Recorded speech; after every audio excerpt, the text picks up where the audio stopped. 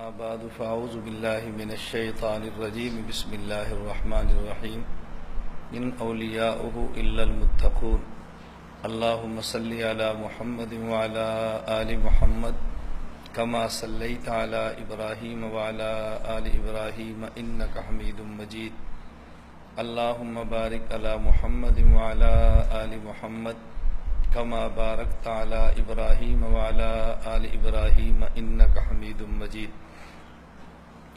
دنیا میں ایسا ہوتا ہے کہ جب بھی کوئی شخص کسی کے پاس طاقت دیکھے تو اس کی خواہش ہوتی ہے کہ میرا اس طاقت والے سے تعلق ہو۔ اگر کوئی صاحب حکومت ہو تو دل کرتا ہے کہ میرا اس حاکم کے ساتھ تعلق ہو۔ جب بھی انسان دنیا میں دیکھے تو پھر تعلقات بنانے کے لیے مختلف ہیلے بھی استعمال کرتا ہے۔ کیوں؟ اگر میرا طاقت والے سے تعلق ہوگا تو جب مجھے ضرورت پڑے گی تو اس کی طاقت میرے کام آئے گی۔ فلاں شخص بہت دولت مند ہے، مجھے اس سے اپنا تعلق قائم کرنا چاہیے۔ مشکل وقت میں اگر مجھے پیسوں کی حاجت پیش آئی تو یہ دولت مند آدمی اپنی دولت سے میرا کام کرے گا اور اس کا پیسہ میرے کام آئے گا۔ آدمی بہت ساری چیزیں استعمال کوشش کرتا ہے، لیکن ہم چونکہ مسلمان ہیں اور ہمارا عقیدہ ہے کہ دنیا میں احکم الحاکمین اللہ کی ذات ہے۔ اللہ رب العزت صرف شاہ نہیں بلکہ شہنشاہ ہے، وہ شاہوں کے شاہ ہے، اور طاقت کا سرچشمہ یہ اللہ کی ذات ہے۔ ساری دنیا کی طاقتیں مل کر بھی اللہ کی طاقت کے مقابلے میں ہیچ ہے۔ اللہ یہ نہیں کہ مال والے ہیں، اللہ مال کے خالق ہیں۔ اللہ رب العزت یہ نہیں کہ حسن اور جمال والے ہیں، بلکہ اللہ حسن و جمال کے خالق ہیں۔ تو اگر کوئی شخص اس لیے دنیا میں کسی سے تعلق بنانا چاہتا ہے کہ یہ حکومت والا ہے تو پھر حق ہے کہ اللہ سے تعلق بنائے کہ اللہ رب العزت احکم الحاکمین ہیں اور شہنشاہ ہیں۔ اگر ہم دنیا میں تعلق بنانا چاہتے ہیں اس وجہ سے کہ فلاں دولت مند ہے تو پھر حق ہے کہ اللہ سے تعلق بنائیں، اللہ مال کے خالق ہیں۔ اگر ہم دنیا سے تعلق بنانا چاہتے ہیں کہ فلاں بندہ بہت خوبصورت ہے اور میں اس کے ساتھ اپنی دوستی لگاؤں اور بتاؤں کہ فلاں جتنا بھی حسین ہے لیکن میرا دوست ہے، تو اللہ رب العزت حسن و جمال کے خالق ہے۔ حق ہے پھر آدمی اللہ رب العزت کی ذات سے تعلق بنائے۔ اللہ رب العزت سے تعلق بنانا چاہیے، اور اللہ کے تعلق کا نام ہے ولایت، دوستی اور محبت۔ اللہ رب العزت کے ساتھ دوستی اور تعلق کا رشتہ یہ قائم کرنا چاہیے۔ لیکن اللہ سے جو تعلق اور دوستی ہے جسے ولایت کہتے ہیں، یہ ولایت ملتی کیسے ہے؟ اس ولایت ملنے کا نسخہ کیا ہے اور ولایت کیسے ملتی ہے؟ تو اللہ کا ولی بننے کے لیے 3 چیزیں ہیں۔ اگر آدمی ان 3 چیزوں کا اہتمام کرے تو اللہ رب العزت کی ولایت انسان کو دنیا میں مل جاتی ہے، اور جس نے بھی اللہ کی ولایت اور دوستی حاصل کی ہے اس نے ان 3 چیزوں کا اہتمام کیا ہے۔ وہ 3 چیزیں جیسے اللہ کی ولایت ملتی ہے، اللہ رب العزت نے چونکہ قرآن کریم میں اعلان فرمایا ہے کہ میرا ولی بننے کے لیے ضروری ہے کہ آدمی متقی ہو۔ ان اولیاء الا المتقون۔ اللہ کے ولی کون ہیں؟ اللہ خود اعلان فرماتے ہیں کہ جو متقی ہے میرا ولی ہے۔ اور ولی اور متقی علماء طلباء جانتے ہیں ان دونوں میں نسبت تساوی کی ہے، برابر ہے۔ جو ولی ہوگا وہی متقی ہوگا، جو متقی ہوگا وہی متقی ہوگا وہی ولی ہوگا۔ تو اللہ رب العزت کی ولایت کے لیے ضروری ہے کہ انسان کے پاس تقوی کی دولت ہو، انسان کے پاس تقوی کی نعمت ہو، اللہ کا ولی بنتا ہے۔ اور یہ تقوی کی دولت کیسے ملتی ہے؟ ولایت تبھی ہوگی جب تقوی ملے گا، اور تقوی ملے گا تو ولی بن جائے گا۔ اور یہ تقوی ملتا کیسے ہے؟ اس کے لیے آدمی کو 3 چیزوں کا اہتمام کرنا پڑتا ہے۔ نمبر 1، صحبت صالحین، اللہ والوں کے پاس رہنا اور اللہ والوں کی مجلس میں بیٹھنا۔ اللہ والوں کے پاس رہنا اور اللہ والوں کی مجلس میں بیٹھنا۔ صرف اللہ والوں کے پاس آنا اور جانا نہیں، ان کے پاس رہنا۔ قرآن کریم میں ہے یا ایھا الذین آمنوا اتقوا اللہ وکونوا مع الصادقین، اے ایمان والو تم تھوڑا سا ایک قدم آگے بڑھاؤ اور متقی بنو۔ آمنو کو فرمایا اتقو، یہ کیوں فرمایا؟ ایک چھوٹا سا نقطہ ذہن نشین فرما لیں۔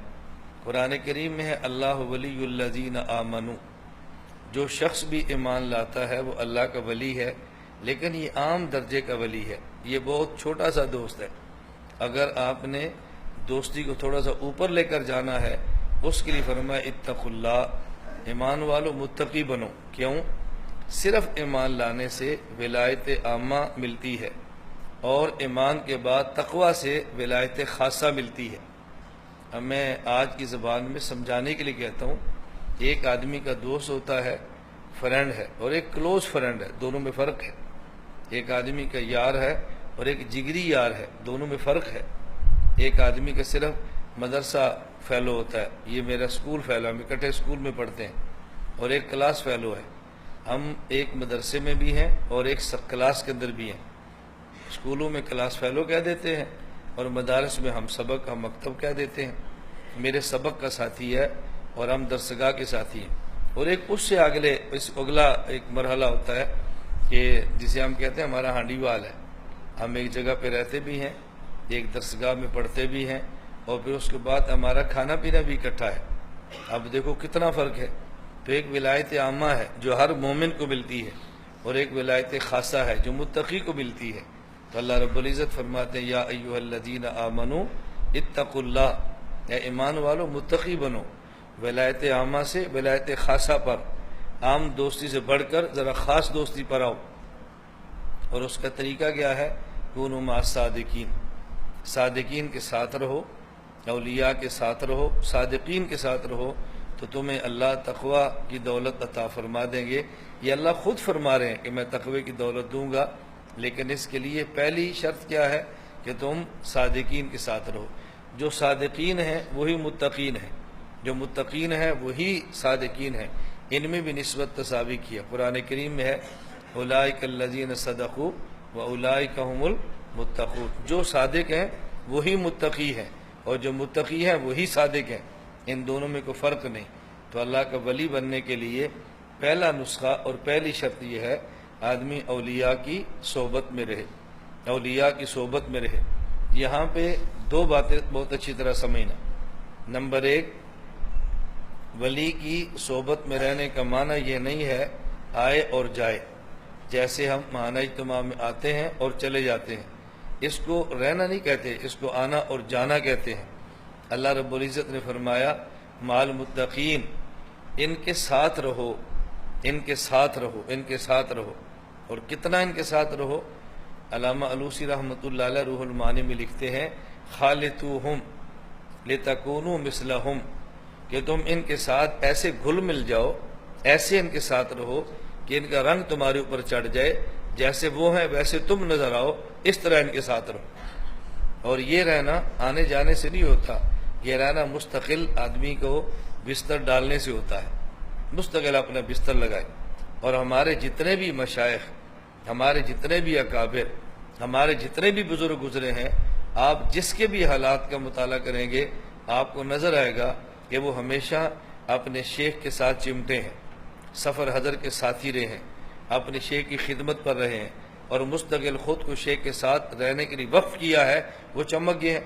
کچھ عرصہ انسان رہتا ہے، ایک وقت آتا ہے کہ اللہ رب العزت اس کو پھر بہت آگے لے جاتے ہیں۔ کیوں؟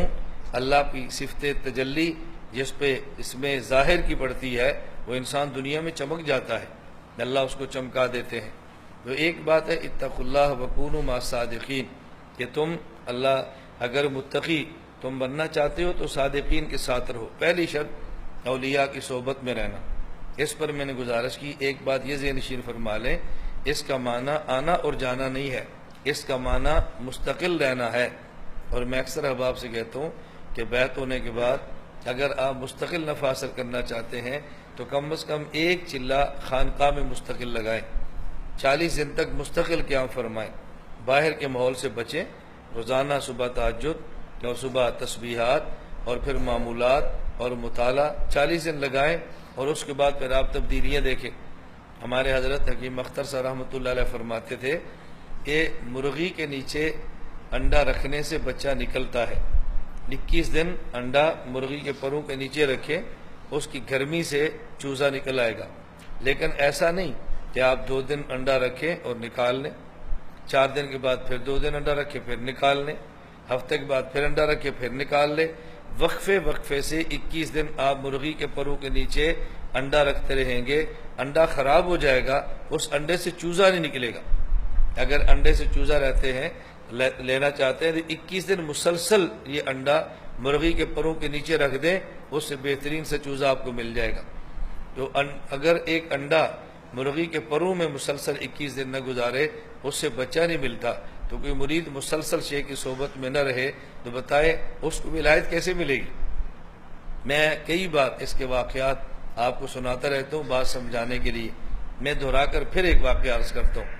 حکیم الامت مجدد الملت مولانا اشرف علی تھانوی نور اللہ مرقدہ حضرت ایک ریلوے اسٹیشن پر تھے، اور ساتھ حضرت کے کچھ خدام بھی تھے۔ تو سامنے دیکھا کہ کوئی بزرگ ہیں اور لوگ ان کے ارد گرد جمع ہیں۔ حکیم الامت حضرت تھانوی نے پوچھا کہ یہ کون ہے؟ تو انہوں نے کہا کہ حضرت یہ شاہ عبد القادر رائے پوری ہیں۔ حضرت رحمۃ اللہ علیہ قریب گئے، حضرت نے مصافحہ کیا تو حضرت نے فرمایا شاہ عبد القادر رائے پوری صاحب سے کہ میں ایک بات آپ سے پوچھنا چاہتا ہوں، یہ سب کہہ رہے ہیں کہ شاہ عبد الرحیم رحمۃ اللہ علیہ کے جانشین ہیں اور شاہ عبد القادر ان کے جانشین تھے، تو ہم حضرت کے خانقاہ میں جاتے تھے لیکن ہم نے خانقاہ میں آپ کو کبھی دیکھا نہیں ہے۔ اب حضرت کو تعجب ہوا کہ شاہ عبد الرحیم رحمۃ اللہ کا جانشین ہے اور ہم نے خانقاہ میں نہیں دیکھا، تو جانشین کیسے بن گئے؟